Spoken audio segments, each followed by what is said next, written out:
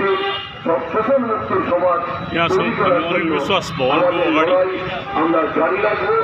আমাদের জাতীয় পতাকার যে মর্যাদা, আজকে স্বাধীনতা, সার্বভৌমত্ব, গণতন্ত্র, ন্যায় বিচার, এই যে মর্যাদাকে এগিয়ে নিয়ে যাওয়ার জন্য যে জাতীয় পতাকা উত্তোলিত হয়েছিল, সেই জাতীয় পতাকাকে আমরা আজকে এখানে উত্তোলন করে এই এর পবিত্রতা রক্ষার জন্য আমরা শপথ গ্রহণ করছি।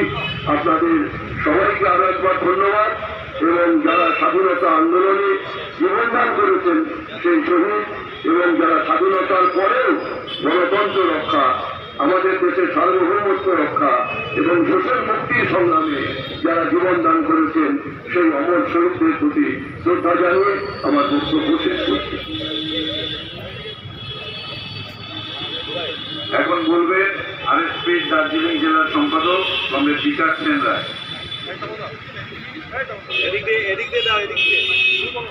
देखो समर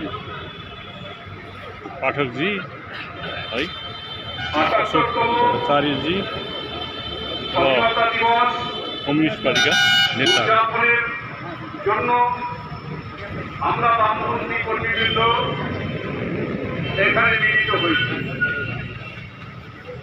বহু রক্তের বিনিময়ে, বহু ত্যাগ এবং তিতিক্ষার বিনিময়ে আমাদের দেশের জনগণ তারা দীর্ঘ লড়াই করে এই স্বাধীনতাকে অর্জন করেছিলেন। আজকে ৭৮তম বর্ষে আমাদের বামফ্রন্টের স্লোগান যে ভারতবর্ষকে ঐক্যবদ্ধ রাখতে হবে, ভারতবর্ষ থেকে সাম্প্রদায়িকতাকে দূর করতে হবে এবং ভারতবর্ষের যে সংবিধান, সেই সংবিধানকে মজবুত করতে হবে। আজকে ৭৮তম বর্ষে কত শহীদের রক্তের বিনিময়ে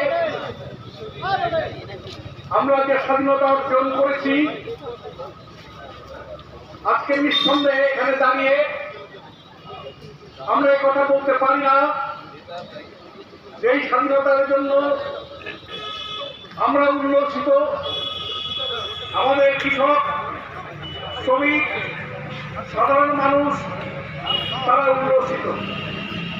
আজকে সাধারণ মানুষের যে অধিকার, সেই অধিকার কিন্তু প্রতিষ্ঠিত হয়নি, যেমন প্রতিষ্ঠিত হয়েছে